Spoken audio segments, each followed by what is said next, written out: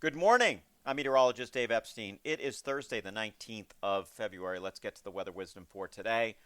And mostly sunny skies today. There's a few slick spots out there this morning from the residual moisture that was around last night. Sunshine with temperature near 40. Obviously, that stuff's going to melt. Tonight, mostly cloudy down to 20s. Now, tomorrow, low pressure going up through the Great Lakes, trailing warm front to the east. Got some lift in the atmosphere. That's going to cause some precipitation, and we're going to see a mixed bag of it, excuse me, around here for the afternoon tomorrow into the overnight, maybe the wee hours of Saturday morning.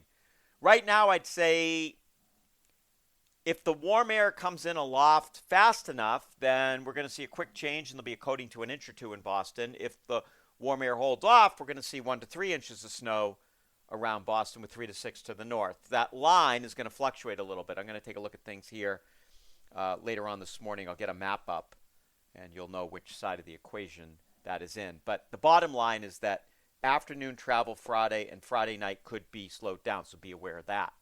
Saturday, mostly cloudy skies. Any snow comes to an end probably by 6, 7, 8 o'clock. Temperatures in the 30s. On Sunday, a few snow showers, mostly cloudy in the 30s. And then we'll watch and see how close that storm, the ocean storm, gets and whether or not we see any precipitation in the form of snow, a real snowstorm here Monday or Monday night. Right now, it looks like it's going to stay offshore, but it's 4 days away.